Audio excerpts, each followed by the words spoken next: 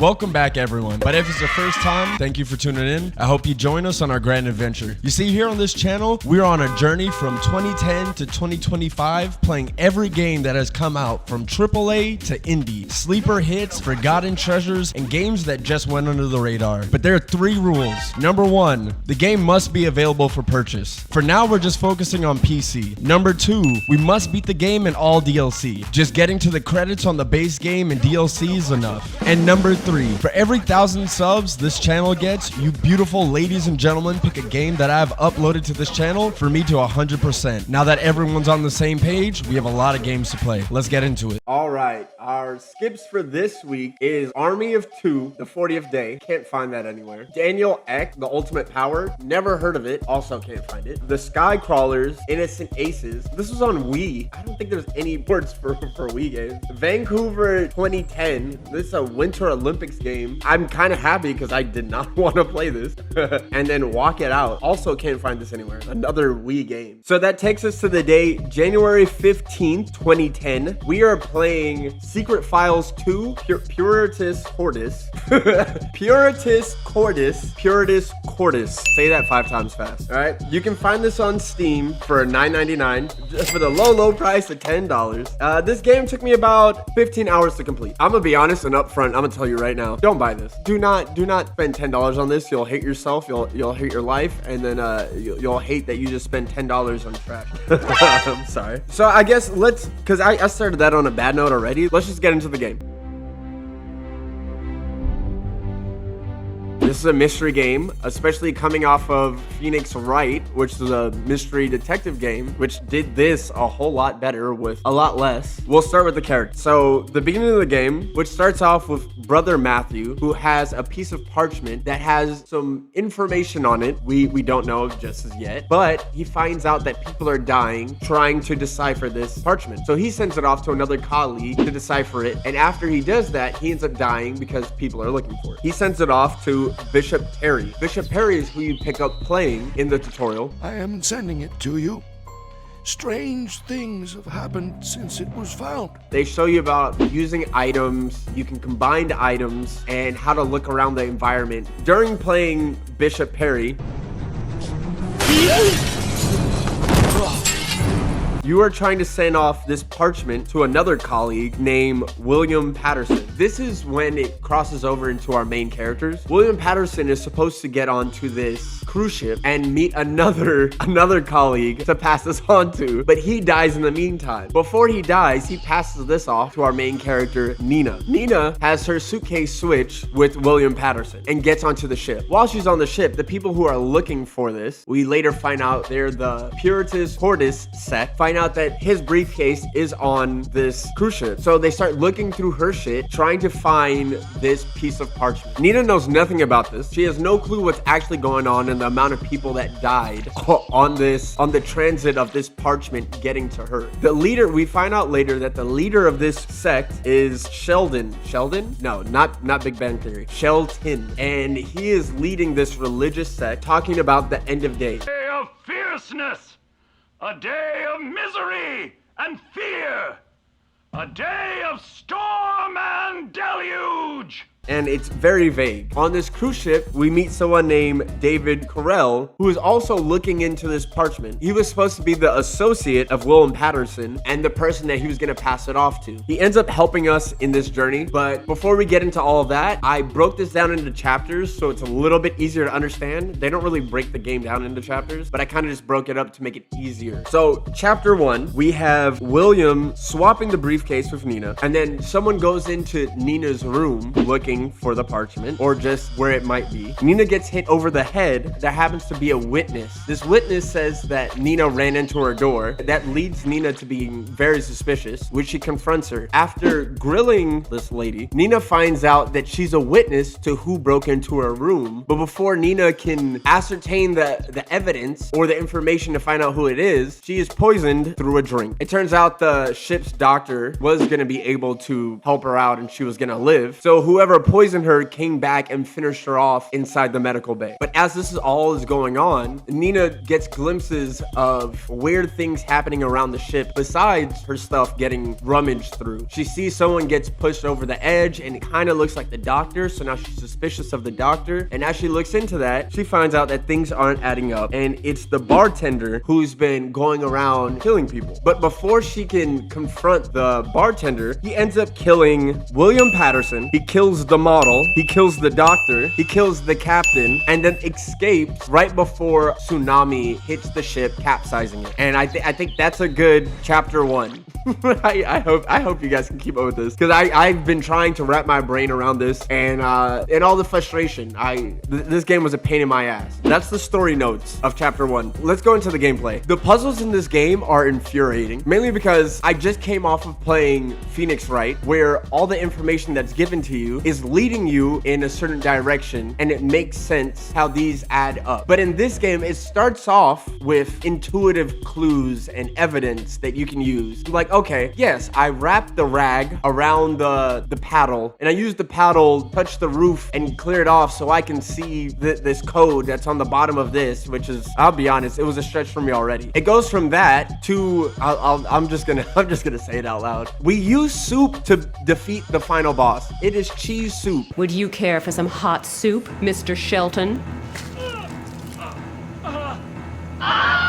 We use cheese soup to beat the final boss. Anyways, it gets really ridiculous, and the line of thought that they want you to use, it makes no sense. And that's the most frustrating thing about this game. So and you start to see nodes of this in chapter 1 already. Chapter 2, you pick up as Max, who's the second half of the main characters. Before this, Nina goes onto the ship because her and Max just broke up, and she's trying to get her mind off of it and everything. So she takes this cruise to relax. Max, on the other hand, keeps working, and he goes to this temple where he meets a former colleague. They used to know each other in college, and they're meeting up. Very flirtatious. I see your magnetism doesn't work on humans alone. There's some weird sexual energy in this. Hey, ooh, hot body work. Sorry. In this already. There's a lot going on in this game, and I didn't like it at all. I'm not a fan. Anyways, so Max ends up on this island. I think he's in Malaysia or something, I believe. But he goes there to look at this temple. So happens that the puritas Corsac is there on a mission. We don't know what it is just yet. But as you get there, the first night you're there, Sam gets kidnapped, and you have to find your way to the temple and try to get in. After that, it cuts back to Nina and David, where the ship is capsized and you have to find your way out and free David. He's stuck underneath this metal beam. So you do that, and you have to find the parchment that was left there. After you find your parchment, you swim out of the capsized boat and end up on an island. Once you land, David tells you that he is diabetic and he needs sugar, or else he's not gonna last. He's gonna pass out again, and it could be fatal. So after you get him some sugar, you find like a chocolate bar, but I guess he's not in the condition to eat. So you take the chocolate bar, and then you have to heat up some water, put the chocolate bar in the water, and make like a chocolate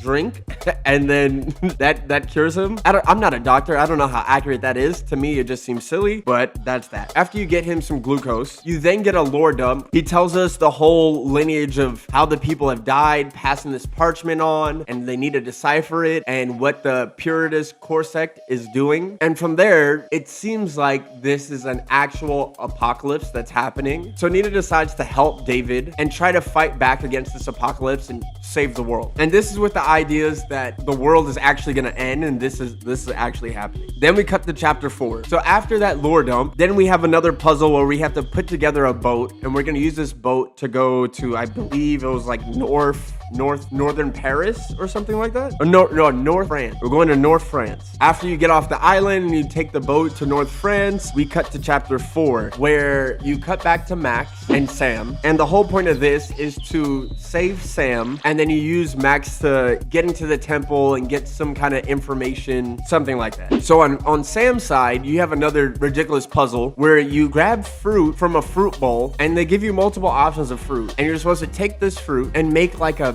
car or some kind of mobile. And you use that with a flare and you're supposed to send it into a campfire to send off a flare so Max can find where you are. So you're supposed I don't know how you're supposed to figure this out. Without looking this, I looked up a lot of shit because I absolutely hated this game. This was ridiculous. You're supposed to take 3 oranges, put them on a hanger for wheels. Then when you do that, you take the flare and you put it on the center of this hanger thing, and you're supposed to roll it down a ramp, and it's supposed to go right into the fire and send off a flare. And apparently the guard doesn't think anything of it. He doesn't kill you for sending off a flare that everyone in that area just saw. I don't know. It makes sense in the game. I guess that's game logic. I don't know, man. After that, Max finds out where Sam is. He goes into the temple. We dose the guard. I'm feeling funny. So we put a hallucinogenic fruit inside a raspberry, and then we get him to eat the raspberry. So he starts tripping, and then we put lights inside the eyes of this temple guardian thing and a frog in its mouth. So now when the frog croaks, it's like a megaphone, and because he's tripping,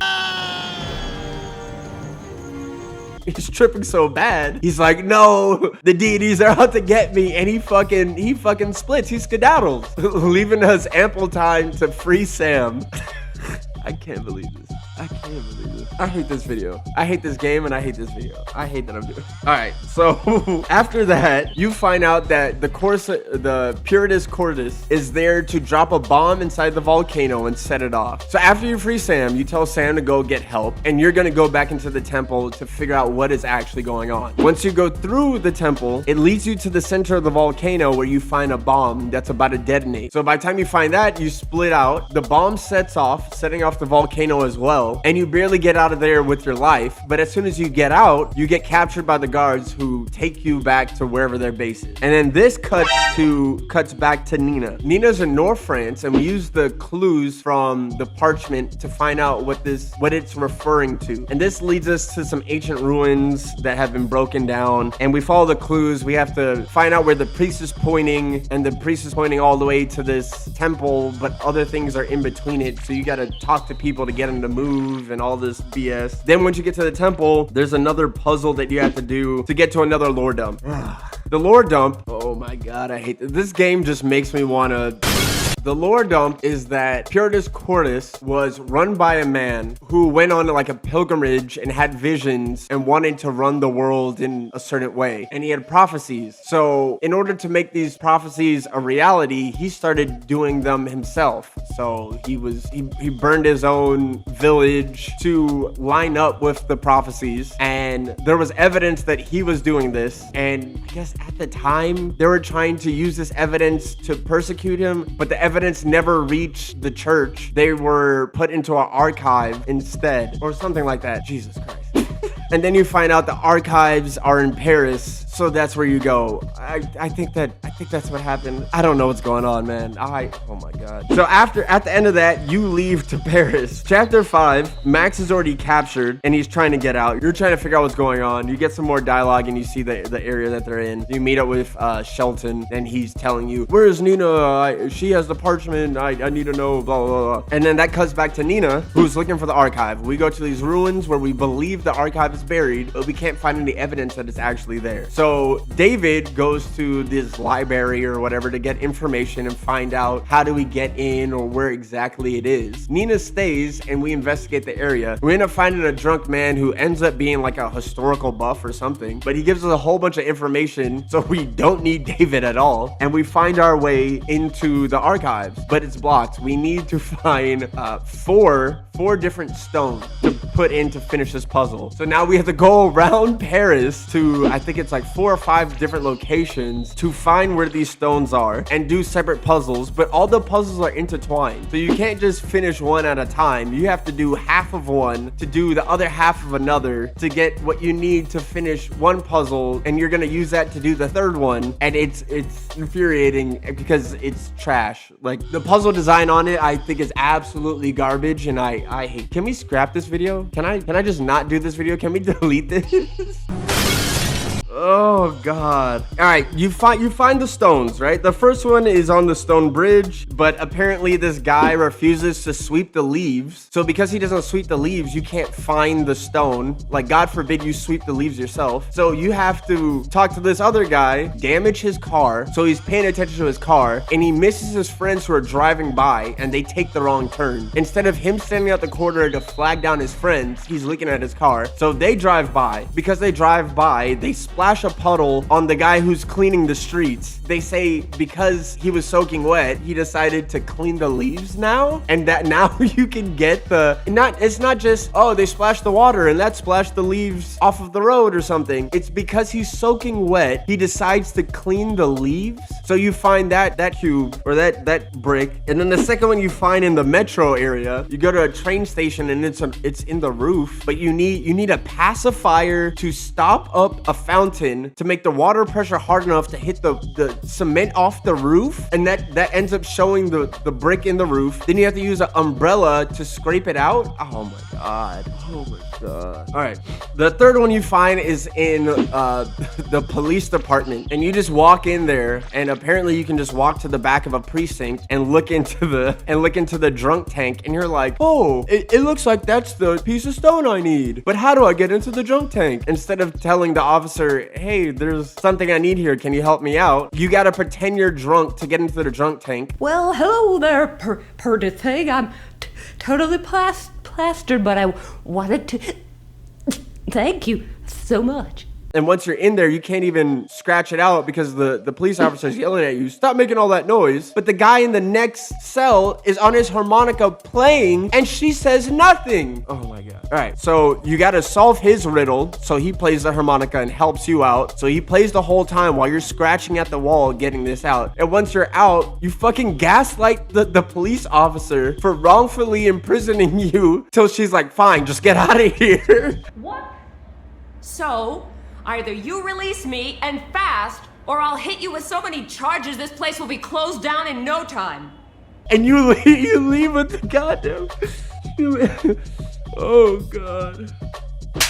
You leave with the stone. So that's your third one. Hooray. The fourth one, you go to the zoo, and you have to be a mimic with the monkey, and you set up a same like jungle gym, because there's a jungle gym inside the cage with the monkey, and you have to set up something similar outside of the cage next to the monkey and mimic, or like show him what to mimic so he can pass you something so you can use that to get the cube. I hate this so much. All right, so you get the fucking 4 cubes. You put them into the puzzle. Then they give you like a miniature chessboard with a word puzzle as well. They tell you where these 4 kingdoms are and how they're related. And then you're supposed to move like the king and the pawn, and then a king and a rook, and you're supposed to set up the board. Once you do that, it lowers a gate. You get into the archives. David finally comes, and he's like, "Oh, how'd you do it? Oh my god!" And then you read this book, and you find out more about Puritas, Godsent, and the sect. You find out that he never fully accomplished his goal, but the modern day Puritas, Godsent is doing the same thing. They're setting off bombs and killing people to make it seem like this apocalypse was actually happening, so they can fearmonger and then take over the world. That's the whole big plot. There you go. That's the plot. After they do that, then you're like, oh, well, we gotta stop this guy. Before you even get to leave, Puritas, Godsent already finds you. They're gonna take both of you. They're leading you out by gun. And then David's like, no, Nina, run. Get out of here. I'll save you. And then he fights this guy on the bridge. The guy just shoots him. He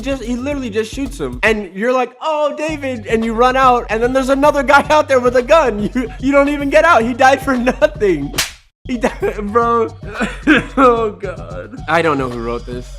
You're just a twisted individual. That's all I need to say. All right, chapter 6.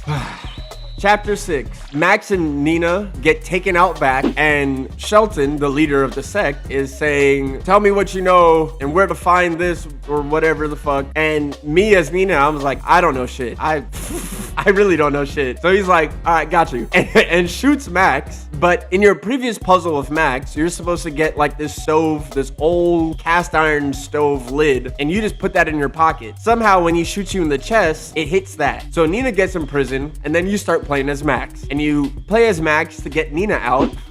Once you get Nina out, you stuff her in a bag. And then you get another bag and put charcoal in that bag. And then you put the bag that Nina's in the bag with charcoal.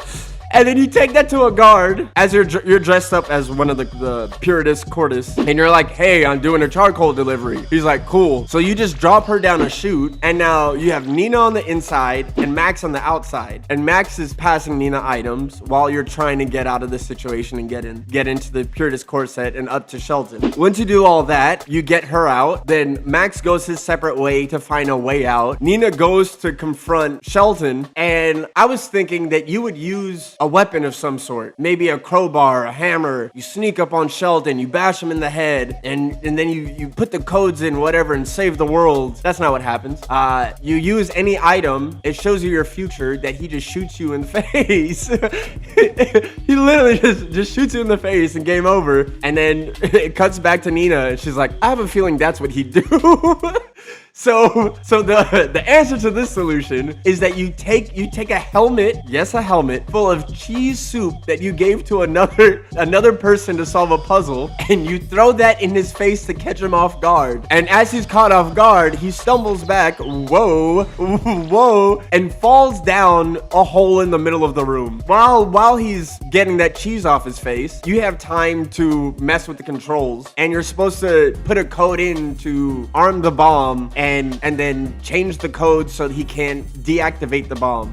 I don't know. Okay, I looked this up, of course. I don't know how you're supposed to find this code. Where's this code supposed to be? I have no clue. I try to figure out. I watched a walkthrough about like how they're trying to find the code. I don't know how you find the code without looking this shit up. So I just put the code in, activate the bomb, and then he comes upstairs with a gun, and she's like, oh no. They don't let you die in this scenario. The game will automatically have you go down a level, like go down a floor or go up a floor just so you don't die, and you're supposed to stop him. You're supposed to grab some oil, put oil on the stairs so he slides on the stairs. That buys you time. You lock the door upstairs, and then with the oil, it's rusted shut. You're supposed to hang the oil out the window so one of the guards shoot it, and then you use that oil to put on the stairs. It's ridiculous. It's ridiculous. I just wanna... Okay, after all of that, you're stuck up there, the bomb is set, the timer is running out, and then Max comes, and then you jump off the ledge and get to the helicopter, and Max takes you away, and happily ever after. That's it. I guess everyone dies, and that's it. There's nothing else. There's really nothing else to say about this. I'm gonna be honest, I just want to end this video. This is the worst game I've ever played. I have a feeling it's supposed to be satirical or like some dry humor or whatever the fuck. I don't even know. I didn't find it funny. I found it very weird and awkward. Bro, the dialogue, the story, the puzzles, it's a mess. All right, I'm gonna go. Have a good day, guys. Ooh, hot body work. Sorry.